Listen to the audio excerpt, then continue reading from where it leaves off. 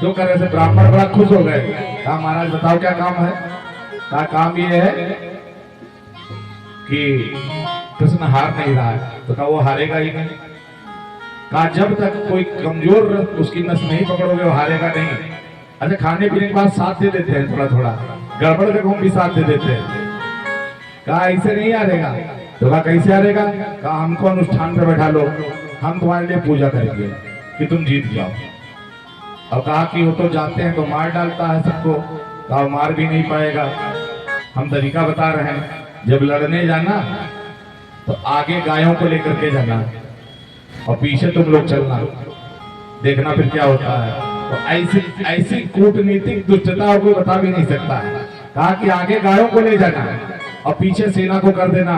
वो गायों पर हथियार उठाएगा नहीं और तुम इधर से बाढ़ खूब चलाना, उधर से कुछ चलाएगा नहीं, क्योंकि गाय को परम प्रिय गाय है भगवान की। विप्रधेनु सुरसंत हित लीन मनुज अवतार, इन्हीं सबके कारण भगवान ने उतार लिया है।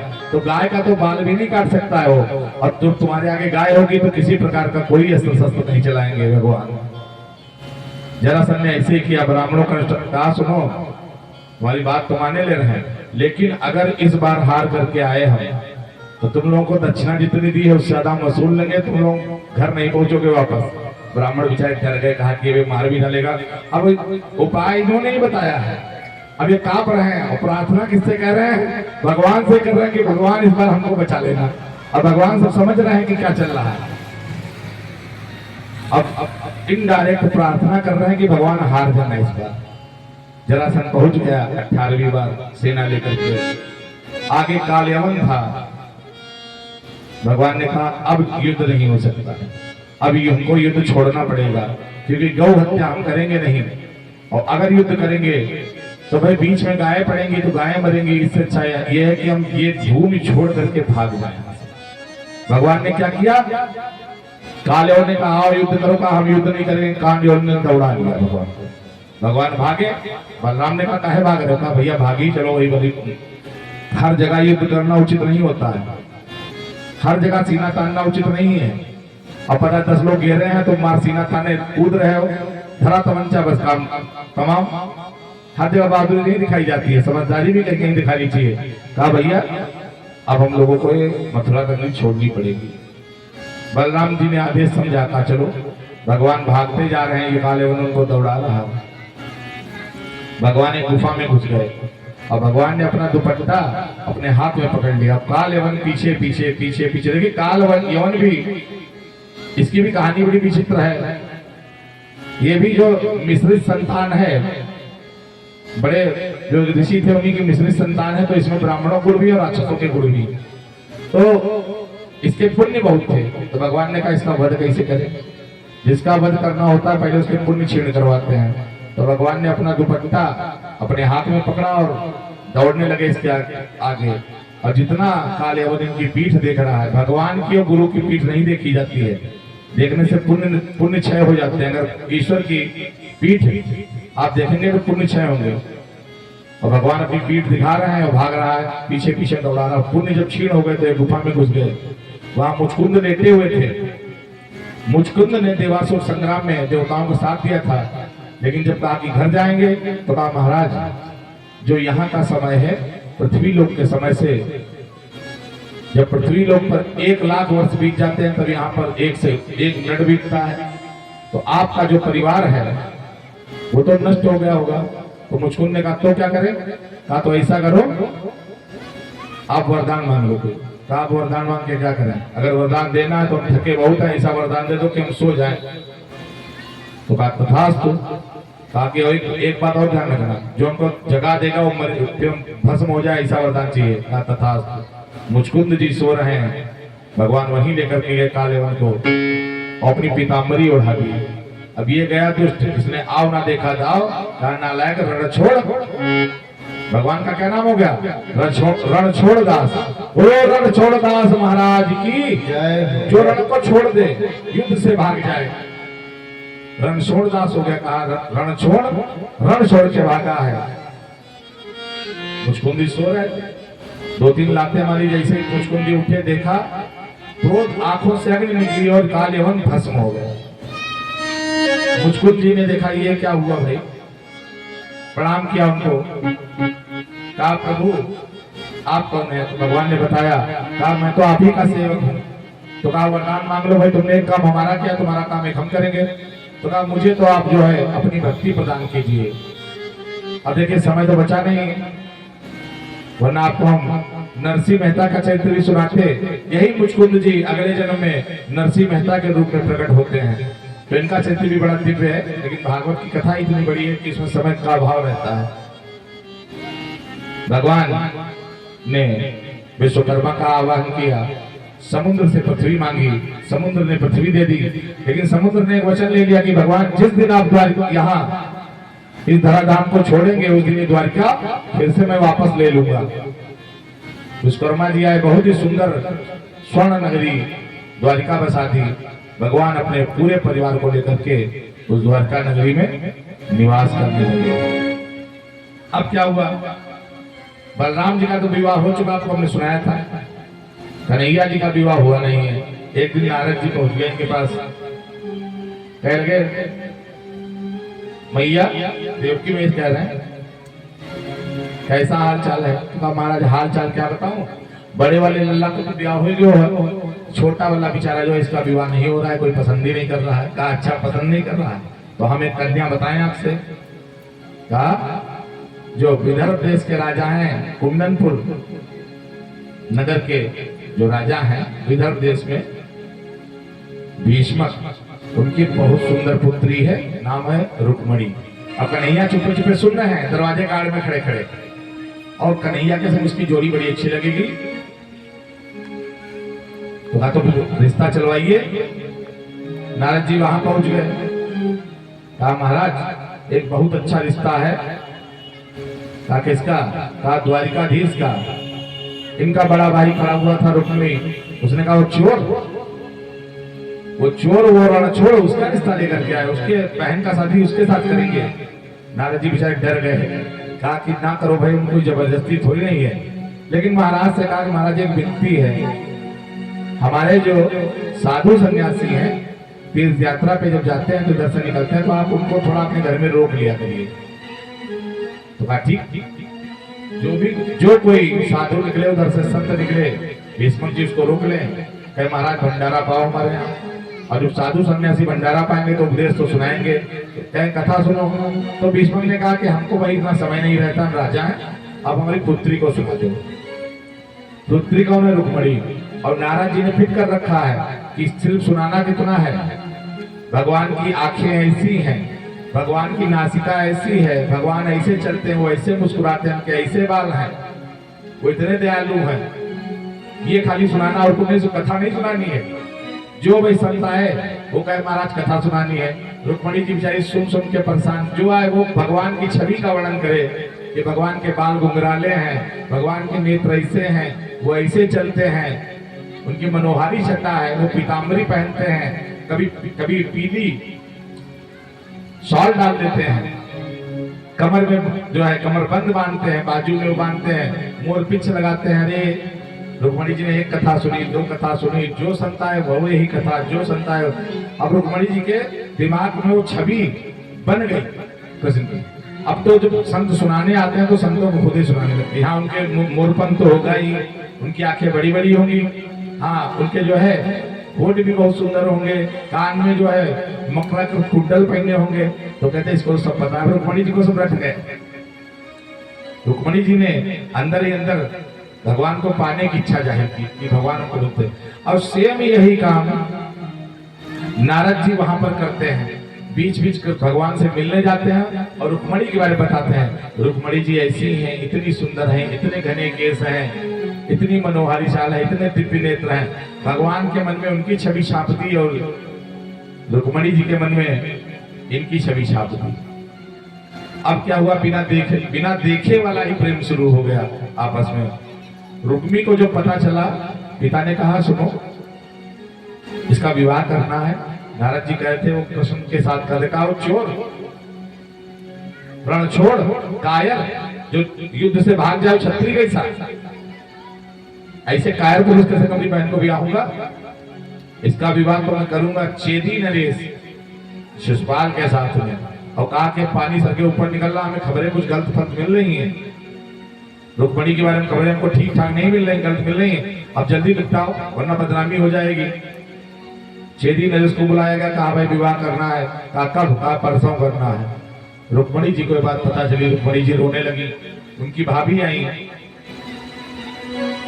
रुक्मी की पत्नी, और उसने कहा कि सुनो कृष्ण जो है योगेश्वर है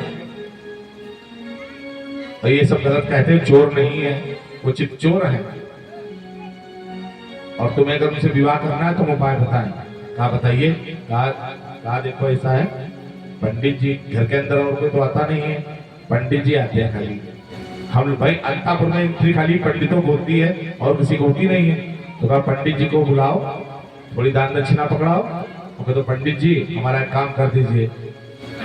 कहा कौन सा काम? कहा एक लेटर लिखो, अब वो पंडित जी को पकड़ाओ और कह दो सीधे द्वारिका चले जाओ और हमारे बारे में बताओ जा करके, और उनसे कह दो अगर वो विवाह करते हैं तो ठीक, नहीं करते हैं तो प्राणों को त्याग देंगे, पर शिशुपाल के साथ विवाह हम नहीं करेंगे। पंडित जी को बुलाया गया, पंडित जी बेराजी हो गए।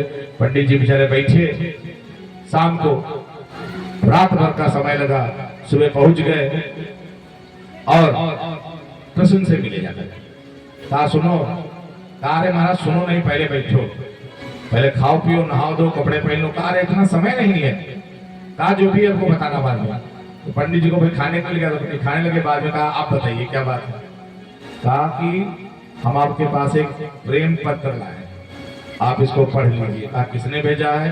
कहा विदर्भ देश की जो राजकुमारी है रुक्मणी जी ने। तो कहा महाराज आपसे कौन सी चोरी, आप खुद ही पढ़ लीजिए। कहा हम दूसरों के पर्सनल पत्र नहीं पढ़ते हैं। कहा नहीं पढ़े, उसमें केवल 7 श्लोक लिखकर भेजे थे। पहला श्लोक था कि आपके जो गुण हैं, आपकी जो कथा है, उनको सुन के मैंने आपसे प्रेम करना शुरू किया और आपसे विवाह करने का निश्चय किया। श्रुत्वा गुणान भुवन सुंदर श्राव्यन्ते, आपके जो मैंने गुणों को सुना है, उस गुणों पर मैंने आपको पति माना है। रुक्मणी जी को जब पहली लाइन सुनी, कहा तैयार होता है, जल्दी चलो देर हो गई। कहा महाराज 7 श्लोक सुन लीजिए। का इतना समय कहाँ है? उसने मेरे गुणों को सुनकर मुझसे प्रेम किया है, मेरी छवि को देखकर नहीं किया। इसका मतलब वो भगवान को प्रेम करने वाली है, क्योंकि भगवान की जो कथा ही हम लोग सुनते हैं, भगवान दिखते कहाँ हैं? तो जो कथा सुन के प्रेम करने लगे वही सच्चा प्रेमी है। भगवान ने बैठाया, लेकिन ज्यादा समय नहीं लगे क्योंकि समय बहुत हो रहा है। बैठाया, तुरंत पहुंचे, रात भर का समय लगा, सुबह पहुंच गया। पंडित जी को भेजा, कहा आप जाओ रुक्मणी के अंतापुर में चले जाओ, बता दो कि हम आ गए। पंडित जी पहुंच गए। रुक्मणी ने पूछा महाराज कुछ समाचार लाएगा? समाचार नहीं लाए। रुक्मणी उदास हो गई। कहा समाचार की जगह समाचार वाले को ले आए हैं। रुक्मणी जी प्रसन्न हो गई। रुक्मणी जी कहा सुनो, उनसे कह दो करके कि यहाँ मत आए, हम गिरजा पूजन के लिए आएंगे मंदिर में, वहीं से आ जाए, वहीं से उनके साथ निकल जाएंगे। भगवान को बता दिया गया, भगवान मंदिर के पास खड़े। अबे गुप्तचर तो हर जगह होते हैं। शिशुपाल को किसी ने बताया कि तुम्हारी शादी खतरे में है, तुम्हारी शादी खतरे में है, तो संभाल पाओ संभाल लो, क्योंकि गुप्तचर होते हैं ना। शिशुपाल ने पूरी सेना मंदिर के बाहर लगा दी। रुक्मणी जी पूजा करके निकली, देखा अरे यहाँ तो सैनिक हैं। हमने सोचा था सखियों को समझाएंगे, यहीं से रथ में बैठ लेंगे चले जाएंगे, यहाँ तो सैनिक घेरा डाले हुए हैं। क्यों बात हो भैया, सैनिक सब घेरा डाले जाए कैसे? तो वहां पर विचार कर रहे हैं कि क्या करें। भगवान कृष्ण रास्ता देख रहे हैं और बाहर निकली हैं। अब भगवान सोच रहे हैं कैसे यहाँ पर आए, अगर हम जाएंगे, क्योंकि रुक्मणी जी ने एक बात और कही है कि किसी का खून खराबा ना हो, किसी भी भाई ऐसा ना करना किसी को मार डालना। हम सादा सादा विवाह करेंगे, किसी को जो है ऐसा विवाह नहीं करना चाहते कि किसी का गला कटा पड़ा हो। अपने भाइयों की लाश पर विवाह नहीं करेंगे। तो भगवान ने कहा ठीक, कोई नहीं मरेगा।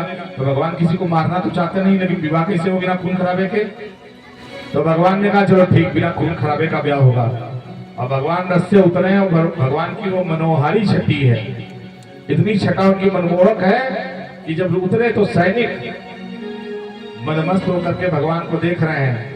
क्या पीताम्बरी है, क्या नयन है, क्या कटाक्ष ऐसे आंखें हैं, क्या चाल है। कोई चाल देख रहा है, कोई उनकी आंखें देख रहा है और कह रहे हैं यकी मत वाली चाल देखो मदन गोपाल, यकी मत वाली देखो मदन गोपाल, यकी मत वाली चाल देखो मदन गोपाल, यकी मत वाली चाल देखो मदन गोपाल, यकी मत वाली चाल देखो मदन गोपाल, मत वाली चाल देखो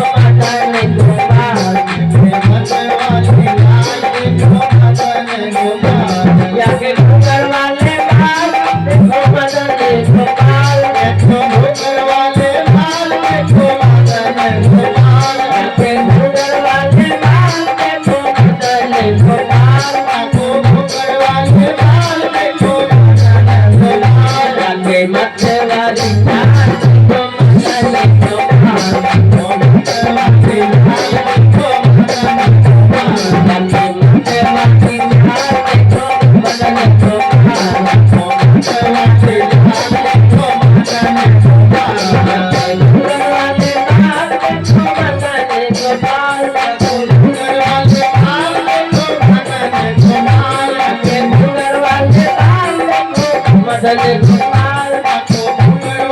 बाल देखो मदन गोपाल, यकी मत वाली चाल देखो मदन गोपाल, देखो मत वाली चाल देखो मदन गोपाल, यकी मत वाली चाल देखो मदन गोपाल,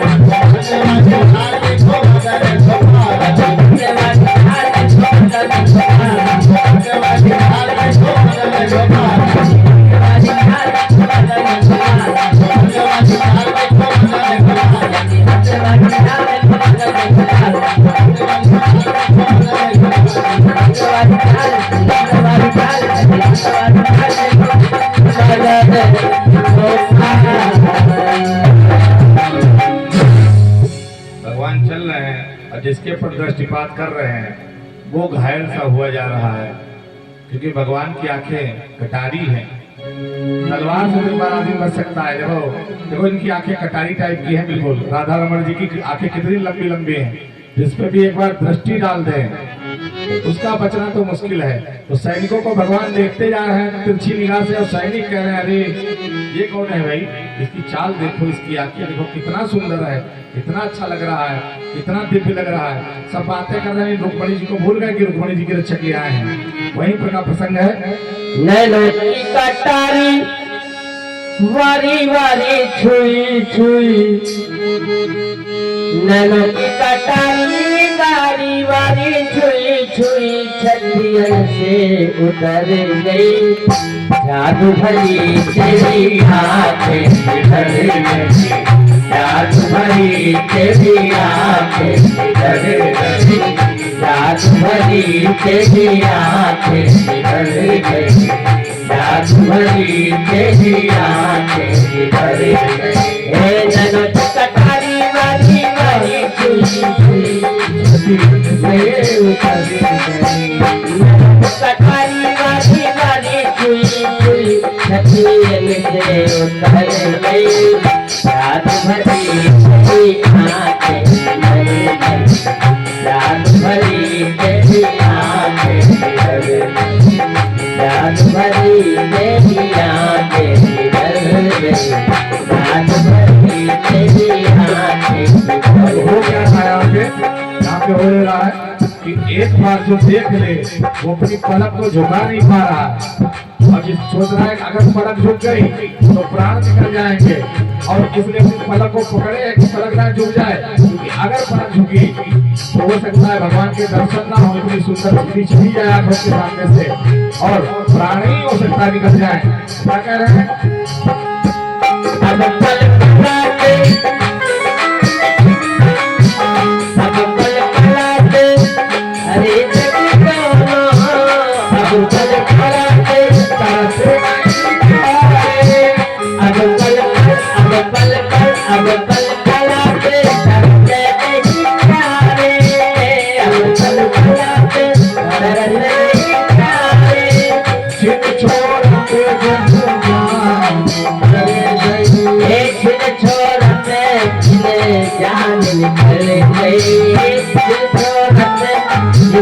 जान जाने लग गई जादू भरी तेरी आंखें जादू भरी तेरी आंखें जादू भरी तेरी आंखें जादू भरी तेरी आंखें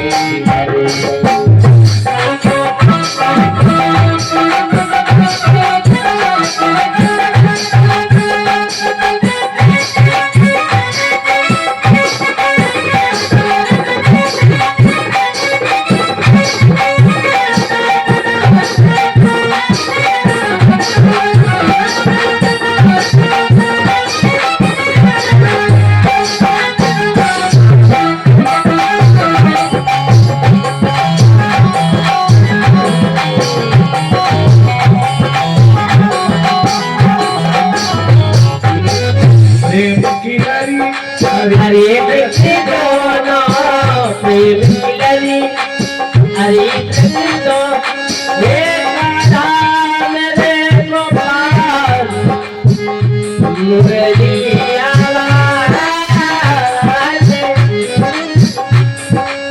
मेरे सवरिया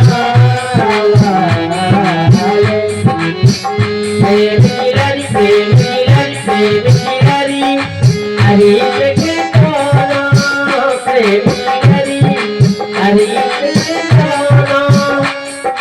हे परस्परी मोती से बिखर गई हे परस्परी मोती से बिखर गई परस्परी मोती से बिखर गई जादू भरी तेरी आंखें बिखर गई जादू भरी तेरी आंखें बिखर गई जादू भरी तेरी आंखें बिखर गई जादू भरी तेरी आंखें बिखर गई कटारी वाली वाली चोरी चोरी मैं कटारी वाली वाली चोरी चोरी छतियन से उतर गई छतियन से उतर गई जादू भरी तेरी आंखें बिखर गई जादू भरी तेरी आंखें बिखर गई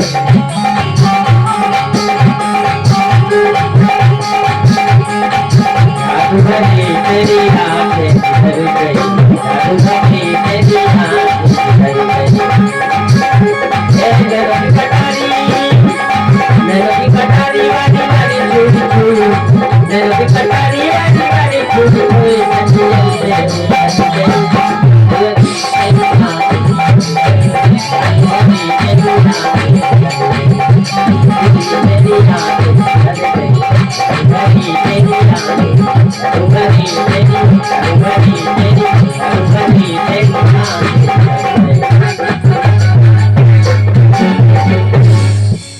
भगवान बढ़ते जा रहे हैं और सैनिकों का ध्यान उनकी लटकन पर है, उनकी चाल पर है, उनकी मुस्कान पर है, उनकी आंखों पर है। धीमे से गए, रुक्मणी जी का हाथ पकड़ा, कहा चलो चले। अब इनका क्या कहना, जब जोड़ी मिल गई तो कह रहे देखो कितनी सुंदर जोड़ी है, इतनी अच्छी जोड़ी है, इनकी चाल देखो, इनकी ढाल देखो। ये चलते जा रहे हैं, सैनिक इसी चक्कर में खड़े हैं। जो रथ पर बैठ कर चले गए तो रथ भी बड़ा सुंदर है, सोने का है। एक सैनिक ने कहा सुनो, वो तो सब ठीक है, ये बताओ आए क्या करने थे यहाँ। कहा कि आए थे तो रुक्मणी को बचाने आए थे। कहा रुक्मणी तो गई, हाहाकार मच गया, रथ लेकर दौड़े पीछे से और बीच रास्ते में कन्हैया को घेर लिया। जैसे ही घेरा पीछे से बलदाऊ जी ने शंखनाद कर दिया। कहा लाला घबराइयो मत, मैं आ गया हूँ। कहा तू जब तू बहू को लेकर के जा। कहा आप कैसे आगे। कहा मैं जब तू निकला था मैंने देखा था, बड़ा जल्दी में था, जब यहाँ पर तेरा न्योता था नहीं तो यहाँ करना क्या है। अरे दाऊ ये आपकी बहू है। कहा मैं समझ रहा हूँ, बहू को लेके घर चल मैं आता हूँ। अब क्या किया, मूसल से, जो हल मूसल के पास रहता है, जो भी सैनिक आए उसे हल से दबा करके और मिरोड़ कर फेंक दे। सब कुछ मारे पीटे या कुछ देख कर भागते। इतने में क्या हुआ, इनका बड़ा भाई आ गया अगले रास्ते से, इनको बंद कर लिया। कहा रुको। रुक्मणी जी ने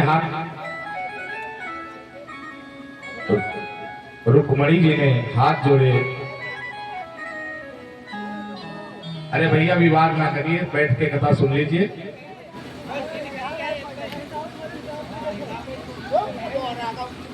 शांत बैठिए साहब। अरे आगे बैठा दो भाई, आगे बैठ जाओ, काहे लड़ाई कर रहे हो? वो बड़े हैं तुमसे उम्र में, लड़ाई ना करो।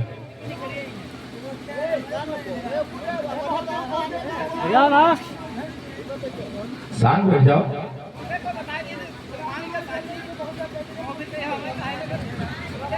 भैया कथा सुन लो आराम से। सुन लो भाई, भगवान का विवाह हो रहा है, वहां भगवान के विवाह में लड़ाई चले तो लोग सही में लड़ाई करने लगे। कोई बात नहीं। तो ऐसा हुआ, रुक्मी आ गया, भगवान को पकड़ लिया, कहा सुनो। रुक्मणी जी ने हाथ जोड़े कि हमारा भाई है, मारना मत। तो कहा ठीक, मारेंगे नहीं। भगवान ने अपना सुदर्शन निकाला और सुदर्शन से कहा इसकी आधी आधी दाढ़ी मोछ, आधा सिर मुंडा कर दो। सुदर्शन ने काम कर दिया। अब ये बड़ा भद्दा लगे। बल्लाऊ जी आएगा, सुन लल्ला, ये क्या है? ये कौन सा तरीका है? तेरा सारो है और उसकी दाढ़ी मोछ मोड़ दी। आगे आएगा तो पानी को पूछेगा तुझको। कहा भैया क्या करेंगे, बड़ा जो है हमसे धमकी दिया था, कहा था अगर जसोदा का दूध पियो तो रुक जा। तभी हम रुक गए। छत्री है, कोई ललकारे तो वापस कैसे चले कैसे जाए? ये भी समस्या है। कहा चलो कोई बात नहीं, साले साहब को समझाया, कहा आप परेशान ना हो, आप जाओ। वो बेचारा इतना शर्मिंदा हो गया, लौटकर घर गया ही नहीं। घर नहीं गया, कहीं जाकर के अपना दूसरा राज्य बसा लिया। भोजपुत्र कुछ ऐसे करके नाम है, वहां पर जाकर के रहने लगा। लेकिन वापस नहीं गया, अपनी पत्नी के पास भी नहीं गया। कौन सा मुंह लेकर के जाए जिसकी मोछ मोड़ दी जाए? तो भगवान लेकर के पहुंचे।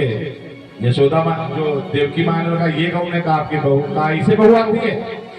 नंद बाबू जो वसुदेव जी थे, उन्होंने भी आदर सम्मान के साथ को बैठाला और कहा सुन, हम इसको फिर से वहीं छुड़वा रहे हैं। बारात ऐसी होती है, भगा लाया जा करके। कोई शर्म लिहाज है? नहीं शर्म लिहाज है। ये गोकुल वाली हरकतें वृंदावन वाली अभी नहीं छोड़ी तुमने। कहा अरे पिताजी, जहां पर जैसा रिंच होता है, जैसा बोल्ट होता है, वैसा रिंच लगाने पड़ता है। परसों इसकी बारात होने वाली थी। शिषपाल को पता चला कि जो है भगा ले गए हैं भगवान। शिषपाल ने कहा अब हम कौन सा मुंह दिखाकर घर वापस जाएं? शादी करने आए थे, दुल्हन भाग गई किसी के साथ, हम कौन सा मुंह लेकर के जाएं? तो जरा सब पास में खड़ा था, कहा सुनो, परेशान ना हो, कभी भी कोशिश बंद नहीं करनी चाहिए। इसी को जो तुम्हारी दुल्हन को भगा के ले गया है, इसने 17 बार हमको हराया था, लेकिन फिर 18वीं बार हमने इसको हराया। तो शिषपाल ने कहा कि हम तो एक ही बार आ रहे हैं, यहाँ तो हमसे बड़े बड़े बेशरम पड़े हैं, तो हमको आत्महत्या करने कौन सी आवश्यकता है? फिर बेचारे ने लहंगा चुदरी पहनी और दुल्हन की डोली में बैठ लिया, रोता हुआ, और वापस चला गया। सोचा ऐसे जाएंगे तो लोग पूछेंगे दुल्हन कहाँ है? तो डोली जब जाएगी तो लोग पूछेंगे नहीं दुल्हन कहाँ है। उसके अंदर खुद ही बैठ के चला गया। वसुदेव जी ने डांटा कि सुनो लल्ला, छोड़कर इसको आओ। कहा महाराज अब तो बड़ी दुश्मनी करके आए, छोड़ने कैसे जाए? तो कहा ठीक है, इसको हम छुड़वा रहे हैं और जो वहां के राजा उनसे बात कर रहे हैं और धूमधाम से बारात लेके चलेंगे। रुक्मणी जी ने कहा बारात मत लेके आओ, हमारे घर ऐसे ही ठीक है, बड़ा लोग तुमको गरियाते हैं, वहाँ की औरतें बड़ी खराब हैं, तुमको कोई पसंद नहीं करता, हमारे चारों भाई बहुत दुष्ट हैं, तो तुम्हारी शकल से नफरत करते हैं, कहते हो चोर है, 3 टांग से टेढ़ा है, कलुआ है, तो तुम वहां मत आना, तुम्हारा अपमान हो जाएगा। भगवान ने कहा कोई बात नहीं, ससुराल में थोड़ा अपमान भी सही। तो इसलिए भगवान ने कहा कि हम तो बारात लेके आएंगे, लेकिन रुक्मणी जी ने कहा मत आना, बेइज्जती हो जाएगी, हमको ना भेजो। भगवान ने कहा नहीं, पिताजी कहें तो बारात लेके आएंगे। और वहां की औरतें वैसे ही खवानी बैठी थी, समझे? भगवान सोच ही रही थी कि ये लोग आएंगे, और वहां की औरतें जब भगवान बारात लेकर के पहुंचे तो जैसे ही मुख्य द्वार से भगवान ने प्रवेश किया, वो औरतों ने जो भड़ासे भरी थी सबके अंदर अपनी अपनी भड़ासे निकालने शुरू की। अब कुछ हमारे अंदर भी भड़ास भरी है भगवान को गरियाने की, तो सोच रहे हैं भगवान का विवाह हो रहा है तो गरिया ले भगवान को, समझे? लेकिन ये जो हम गाने जा रहे हैं, ये आप लोग कभी कभी माताएं बहनें क्या करती हैं, कुछ भजन ऐसे होते जो हर वक्त पे नहीं गाए जाते हैं। ये भगवान के विवाह की गाली है। इसलिए जब भी गाना तो भगवान का विवाह हो तब गाना, वैसे मत गाना कि घर में ढोल लिए बैठी है और गीत नहीं है। ठीक है, ये बताए तुम्हें। ये जो गीत है गालियों का, ये हम भी नहीं गाते हैं कभी, सिर्फ और सिर्फ जब भगवान का विवाह होता है तभी गाते हैं, उसके अलावा नहीं गाते हैं। औरतें गरिया रही हैं, समझाते जाएंगे, बीच में ध्यान रखना, ब्रज भाषा है, इसे समझ नहीं आएगी। कह रही है मुकुट धर सांवरे लाला दुर्गा पन के जाए, मुकुट धर सांवरे लाला दुर्गा पन के जाए, मुकुट धर सांवरे लाला दुर्गा पन को जाए, मुकुट धर सांवरे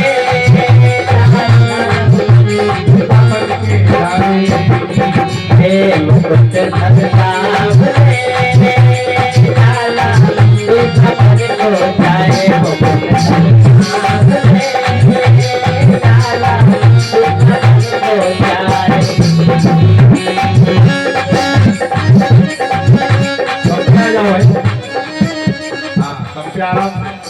अब कह रही थी जो मुकुट धारण कर रखे हो बड़े सुंदर से बनने का प्रयास कर रहे, सुंदर हो नहीं।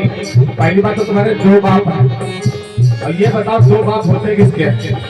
तुम्हारे दो बाप कैसे हैं? इस धरती पर जो जन्म लेता उसका एक बाप होता, तुम्हारे दो बाप कहाँ से आए? बाप तुम्हारे दो कैसे हैं? और कह रहे एक द्वारिका में बसे रे लाला, एक द्वारिका में रहते हैं, एक द्वारिका में, एक द्वारिका में बसे रे लाला तुझे गोकुल धाम, एक द्वारिका में बसे रे लाला तुझे गाथा धाम, एक द्वारिका में बसे रे लाला तुझे गोकुल धाम, एक द्वारिका में बसे रे लाला तुझे गोकुल धाम। देखिए ऐसा है, ठाकुर जी गलियों से निकल रहे हैं, वहाँ की औरतें गाली देखे ऊपर चावल मार रही है ना, तो ठाकुर जी को कह दो आए भैया गाली खाया करके ठाकुर जी को लेकर आओ।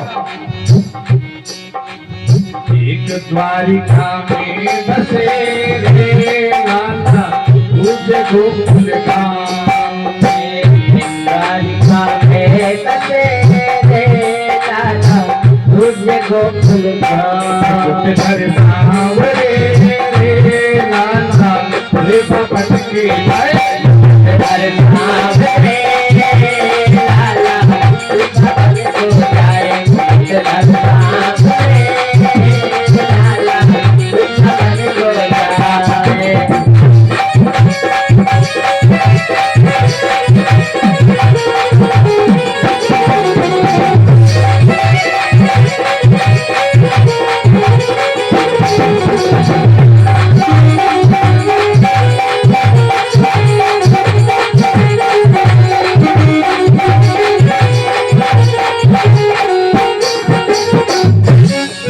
भगवान कह रहे हैं सुनो ऐसी बात नहीं है, दो बाप नहीं है, एक ने पाला है एक ने जन्म दिया। कहा हमको कुछ नहीं पता, हमको तो गाली देने से मतलब गाली देंगे, बस दो बाप है कि नहीं? कहा हाँ है, तो बस बात कंफर्म है, उसको कारण नहीं जानना है। अरे और बताए हाँ, इसके अलावा कह रहे हैं भगवान इसके अलावा क्या कर जाओगे? इसके अलावा कुछ है नहीं। कहा मुंह मत खुलवाना, मुंह मत खुलवाना मेरा, जानते हम सब है तुम्हारे कर्म परिवार के जो चल रहे हैं। अच्छा क्या कर्म चल रहा है? कह रही है बहन सुभद्रा आपकी रे लाला, बहन सुभद्रा आपकी रे लाला गई अर्जुन संग, बहन सुभद्रा आपकी रे लाला गई अर्जुन संग भाग। यदि तुम्हारी बहन को है अर्जुन के साथ भाग गई थी, सोचो हम लोग जानते नहीं। भगवान कह रहे हैं तो बड़ा गलत फंस गए, अरे उसका विवाह बड़ा गलत हो रहा था, दुर्योधन के संग में जानबूझ के कहा था, हम ही ने कहा था इस संग में भागी थी कि नहीं? तो भगवान ने कहा हाँ थोड़ा थोड़ा भागी तो थी।